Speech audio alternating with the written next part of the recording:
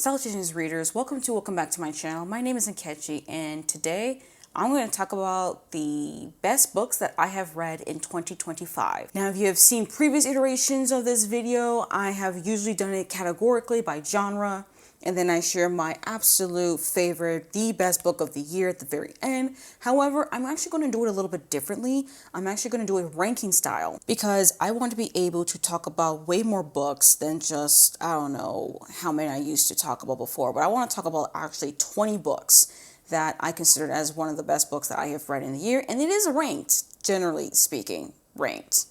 Not so strongly, except for the actual top 5 or so, I think is actually ranked. Everything else though is no, it's whatever, however I feel like. But regardless, let's get right into it because we do have 20 books to talk about. So the 20th spot is actually the book that I ended 2025 with, and that is This Cry for Help by Emily Austen. I put this book on the list because I related to the main character Darcy in that book a lot more than I thought I would. It is adult, contemporary, literary, queer fiction. It's really, really well written. I really love the writing style. I do plan to read more by Emily Austen in the future, and I just really enjoy the exploration of grief, identity, supporting your library, just a lot of things, honestly. And it's a book that I really do recommend for people to read. It does come out on January 13th, 2026. So if you have not checked it out yet, or it's not out yet, just wait till it's out, and then please check it out if you've not done so already. And I will be reading more of this author's backlist for sure. In the 19th spot, we have Chlorine by Jade Song. This was Jade Song's debut novel that came out in 2023. It is an adult contemporary literary queer horror novel. I think this is where it's also like a weird literature kind of book because I think the main character wanted to be a mermaid, which I think is an allegory of being queer, and I really loved the horror aspects of it all. I also really like the messaging of it all. I also really like the writing style. I think I also read it via audio, so the audiobook was narrated really well. But I really did enjoy the writing style, and I look forward to reading Jade Song's sophomore novel that is coming out later on in 2026 as well, and it's a book that I do recommend, especially if you're interested into literary horror. Speaking of literary fiction, the book in the 18th spot is If an Egyptian Cannot Speak English by Noor Naga. I think I read this during the spring, and this is just like an adult literary fiction novel. It is a little bit of a weird book as well because it is also formatted differently. It's split into three parts, and each part is split differently. The first part is like a question, and we have like an answer-ish. The book does come with an answer of some sort, and I think the second part is just like more vignettes, just like different sections, and then we have this weird meta moment at the very end. I don't know, it's a very weird book. I don't even know how to really talk about it, but I just really love the project of it all. I really like the writing style. I also do recommend having access though to the audiobook, because I think I had access to the audiobook as well, and that helped me differentiate who was speaking because it is dual perspective as well. I think it's just like between two characters with different parts of life. They're both Egyptian, but I think one of the main characters though is Egyptian American and a woman, and also in higher class, like also higher social class, while the guy is Egyptian, came from a small town going to a bigger city like Cairo specifically, and that's when they meet. I think they're supposed to have some relationship, and things happen. Yeah, it was just a weird time. It is really well written, and I highly recommend checking this out if you have not done so already. The book in the 17th spot is The River Has Roots by Amal Al-Maltar. This is a fantasy novella that is very much fairy tale-esque. It is beautifully written. I think it's a tale of between two sisters, and I think it's something to do with like fairies or something like that. I don't quite remember how it went, but I just was so glad that I got, I think, the e-arc and advanced listening copy from the publisher, if I remember correctly. Don't quite remember. But I do remember, though, really, really enjoying it, and I do plan to read Amal Al-Maltar's newest release that's coming out in 2026, the short story collection as well.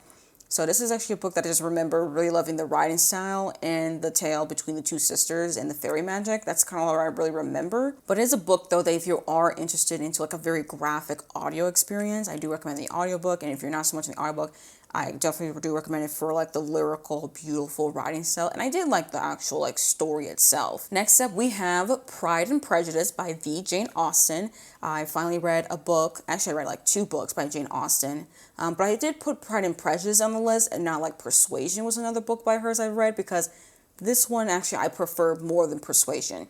I really am here for Lizzie Bennet. I was here for Mr. Darcy. I was here for the drama that was going on between the two of them and also outside of them.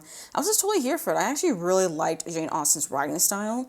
I did also have access to an audiobook though. There's many audiobook versions for this one, but I think I really like the audiobook that was recorded through like the Duke Classics or something series of classics or something like that. And I just purchased a nice Everyman Classic edition of Pride and Prejudice because I really want to reread it. I don't know when I will reread it, but it is a book I plan to reread in the future. This is really, really good. I see why it is a classic. I see why a lot of people have loved watching the adaptations of this. It is just really well written. I have seen an adaptation and it's also one of my favorite movies as well, the 2005 adaptation specifically. And I just really loved this dislike to like lovers kind of trope that we have here, and also just the family of the Bennett family. I found them to be very endearing, also frustrating, but very much fun to read about as well. And I definitely plan to read more of Jane Austen's works in 2026 and beyond for sure. Next up, we have Certain Dark Things by Silvia Moreno Garcia. This is a book that I kind of was surprised on how much I would really enjoy, not gonna lie. I particularly put this book on the list because I am always here for a vampire story. And I also really like that how this is like a neo-noir, which if you don't know what that is basically a noir novel that breaks the certain expectations within the noir genre. And I also really do appreciate how it broke off noir genre because I did read Velvet Was the Night by this author, which actually came out after Certain Dark Things originally published. It's not even the original cover, actually. This has been a republished version of Certain Dark Things. But I really, really enjoyed it. I really liked how fast-paced it was. I like the exploration of the characters. I love how intricate the vampiric lore was. I think that's the biggest selling point for me with this book is the vampiric lore and how unique it really was. I am still a little bit salty though about the ending of it, so that's why this book is not ranked any higher in my list, but it is a book that I do recommend for people who are interested in reading more vampiric stories, and also want something that's a little bit different if you have read just so many vampire novels. Like, this is a nice breather to that trend of books. And then in the 14th spot, we have Changing All-Stars by Nana Kwame Adjei-Brenyah.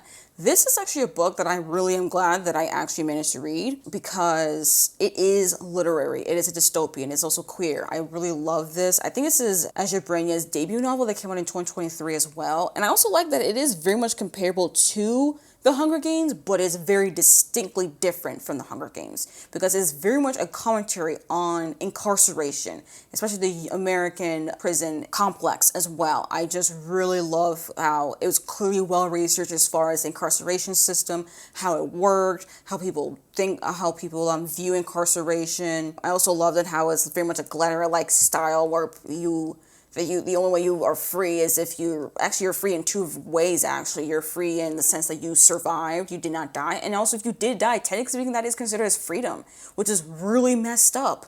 And then just the way that how it is like a reality show, like the way they televise it, and how that you as a viewer of a show like Changing All-Stars, you get to see very intimate things regarding these inmates and how these inmates who are part of this program have to work together and how that builds community, but also builds some strife within that community. I think it's just so well written. I really want more people to read it. And also definitely intrigued me to learn more about the incarceration, and especially also how to even abolish the prison system. I'm also very curious actually now to get more to research more regarding that as well. So that's something I really hope to do in 2026 and beyond. But it is definitely one of my favorite books for sure. I don't have a physical copy. I hope to have a physical copy in the future, so that I can always be reminded of this story and then hopefully even reread it. Because I was kind of confused a little bit in the beginning since there's also so many perspectives that shifted. But I think upon reread, I'll even enjoy this way more than I did already. In the 13th place, we have At Your Age, Eve Brown by Talia Hibbert. This is the third and final book in the Brown Sisters trilogy. This is my favorite book within the trilogy. I did really like Get a Life, Chloe Brown, but At Your Age, Eve Brown was way more relatable to me. I was really endeared with Eve Brown's story and her love interest. I just really actually love that Brown Sisters trilogy.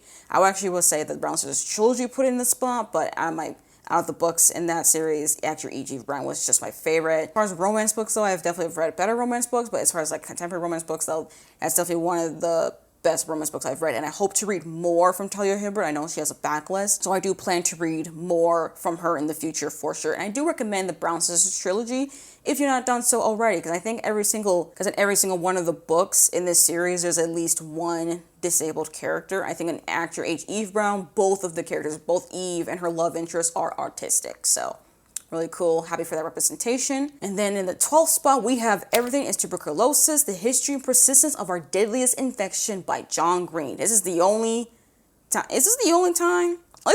in recent memory I even have a cis white man book in my best books list. So as far as, because I really don't read books, just for those who do not know, I don't really read books written by cis white men. I really don't.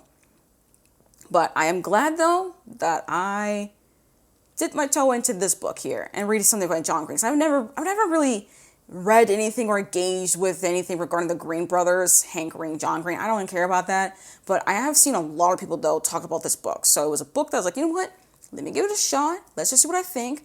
And good thing I went with audio as well, because I really enjoyed it via audio. John Green does narrate his own book, so that also helped me as well to like get into the groove of things and his writing.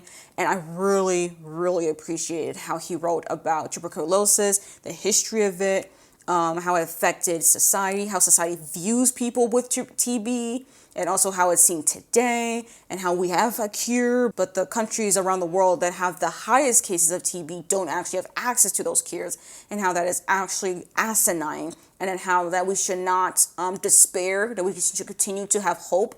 I really appreciate this book way more than I thought I would initially, not gonna lie. And I do hope to own a physical copy of the book as well in the future. And then in the 11th spot, we have Little Rot by Akwaeke Emezi. This is actually a book that came out in 2024 that I had on my shelf for a while, but I was like, look, there is no other book by Akwaeke Emezi, so let me just hold on to it, you know what I mean?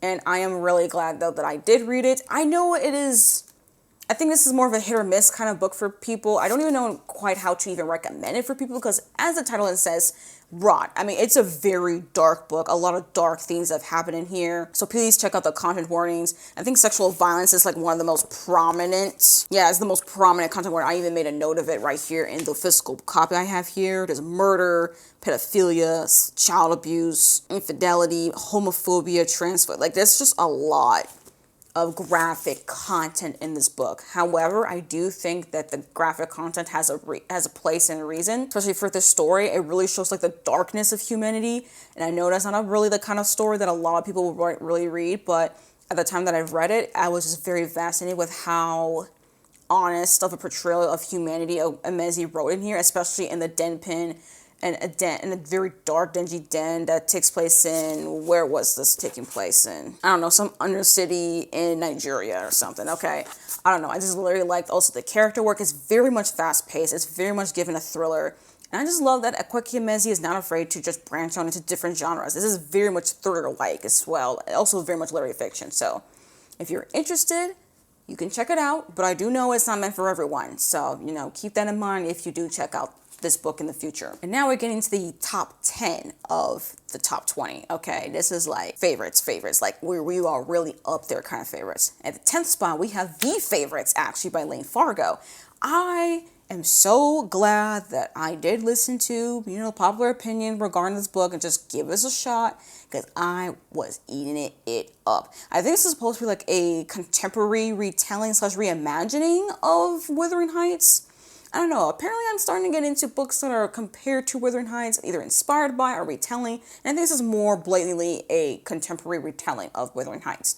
Even though it takes place during like the mid-2010s, and this is regarding ice dancing, the Olympics. I don't know, I was here for the sports drama of it all, but I was also here for the romantic drama of it all between Kathy and Heath. I think that's the characters. I don't own it physically, but I really should have it physically. Even though I actually read it via audio, and I actually prefer the audio experience. I don't know how I feel actually with a physical read, but as an audiobook, it is really, really well narrated. There's multiple narrators. There's this mixed media element as well, because there are like transcripts of like interviews and stuff. It is so well written. I really do it. I really enjoyed this one. I am so glad I gave this book a shot. And I don't know, if maybe Lane Fargo writes more books similar to that, I'll read it. You never know. I don't know. It's up in the air. And in the 9th spot, we have The Golden Boy's Guide to Bipolar by Senora Reyes. This is a standalone companion to The Lesbiana's Guide to Catholic School, if I remember correctly. Yes. And it follows Yasmin's brother, Cesar. And this is a really, really real portrayal of a young queer teen who also is a closeted bisexual, who is also dealing with religious guilt, like this Catholic guilt. I feel like there's also a little bit of internalized biphobia as well. It's just a lot. There's a lot of content warnings with this book. And there's also very real depictions of bipolar disorder, a lot of manias, a lot of depressive episodes. It's all over in that book, and it's very much accurate because the author themselves also deal with bipolar disorder as well. So it's very much written by someone who's experienced having this mental illness as well. There's also talk about mental illness as well, and the stigmatism regarding bipolar disorder. I don't know. I just really appreciate the honest portrayal of a mentally ill queer closeted teen. I think that's actually it was just really, really important. I really am glad that I got an access to I think an e-arc as well. So, and I'm really glad it exists for teenagers because I am well aware that there are teenagers out there who can definitely relate to a book like this. And I'm just so happy that it exists out there. And I'm so glad that I read it as well. Let's get to the 8th spot, and that is Mexican Gothic by Silvia Moreno Garcia. This is actually the first book that I have finished in 2025, and it was a 5-star read. And that's when I knew that in 2025, I had to have quality over quantity, okay? Because if you start off with a 5-star read, anything else should not be it can't compare, you know what I mean? Now, Mexican Gothic is a historical horror novel. It's very much gothic, like the title suggests, and I really did enjoy this one. It does have some pretty dark stuff in here, though. Don't get me wrong.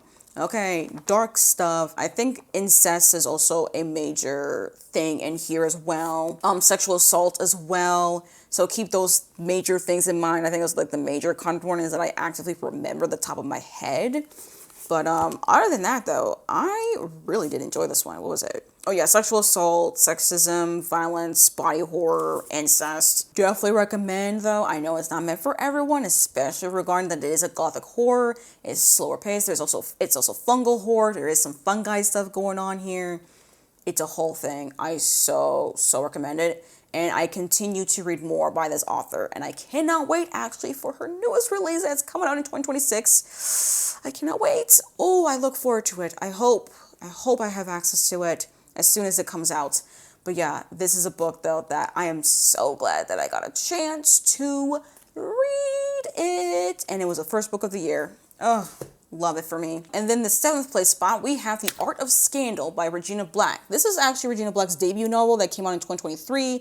This is an adult contemporary romance, and I think it's supposed to be like an age gap romance, forbidden romance, something like that. This one's just really well written. I think I read it via audio. I don't have it physically. I do. Another one of those books that I really need to have in my hands and have in my shelf. But I really enjoyed this one. It's also very dramatic, but it's also very honest. I really like the character work, how vulnerable the characters were as well. I was just so here for it. I'm just really glad that I got a chance to read it. And I hope this author writes more books in the future. Okay, like I need more for this author. As far as like one of my favorite authors, Regina Black easily became like my favorite romance author. Okay, like I read her books and I trust that you will write a good book. Now, the top 6 I actually do own a physical copy of, so we need to get right into all of those books. We have The Buffalo Hunter by Stephen Graham Jones. This is my first foray into Stephen Graham Jones. I'm just so glad that I even got a chance to read it. I actually did also attend a book event where the author talked about this book. I attended the book event before I even read it. But I'm just glad that I managed to even annotate this book because, like, look at that. Look, can you even see it? I don't know if you can see the tabs over there. But there are tabs, okay? I was annotating a lot from this book because I'm here, again, for unique takes on vampires. Give me vampires, please. And I also love that it's historical horror. It's very much inspired by a real massacre that happened in history as well. It's just so well written. I'm just so glad that I got a chance to read this, and I look forward to reading way more from Stephen Graham Jones. I know he's an extensive backlist, so I will be reading more from him in the future. And I also really appreciate the audiobook as well. So check out the audiobook if you have not done so already. Next up, I have August Lane. We're finally in the top 5, y'all. We're in the top 5. August Lane by Regina Black. I just talked about Regina Black with Art of Scandal. Yes, I got an advanced listening copy of August Lane, and I loved it. Oh my gosh. This is the second chance romance that works for me. This is how you write second chance romance, okay? It's so vulnerable, it's so honest, and then we also actually get to know why these two characters broke up, or like why they don't talk to each other and stuff like early on, so we can see on how on earth they actually fall in love, want to be in a relationship. It's just, oh, it's so well written. And also really like the mother-daughter dynamic as well that was introduced in here too. I was totally here for it. And I'm also here for the exploration regarding Black country music as well, because there's a lot regarding Black country music in this one. It was just so well written. I purchased a physical copy after I've already listened to it via audio because I needed a copy. And I also really want to see if I can reread it in the future because this was just so well written. And I need more people to get on the Regina Black train. Like, not a lot of people are reading her books. I need way more of y'all to be reading it. So please, as far as any recommendation from like my best books for you, like you need to read this one, okay? Next up, we have Son of the Morning by Nkechi Emezi. Yes, I talked about Nkechi Emezi not too long ago as well, but we gotta talk about literally their most recent release that came out in November. And I'm so glad that the publisher gifted me an ARC, a physical ARC. Oh my gosh. And I actually have already talked about this book multiple times. I think I talked about it in like my wrap up for quarter 4 2025. I also did a host of reading sprints just to finish reading this book, and it was a 5-star read. Yes, it is a fantasy romance. Yes, there is Lucifer, like we are literally talking about the actual devil. Also, yes, we are talking about insta-love, insta-lust, which is a kind of romantic trope that I really hate. I don't like. I hate it. However, this book did it well, okay? I don't know how to explain it. I don't even know how on earth Emezi did it, but I managed to read a book that had insta-love and actually root for the romance. And also, it's also polyamorous. There's also another love interest as well. There are 2 love interests in here. I do have the ARC copy, so you can't see the second person, but if you have the finished copy, you already know who that second person is. You at least know what he looks like, at least. And yeah, I was totally here for it. I was here for it. It's really steamy, really well written. I love the character work. I gotta say, this is just a near perfect fantasy romance for me, and I'm just so glad that I got the ARC and that I also annotated a lot. I don't know if y'all can see it.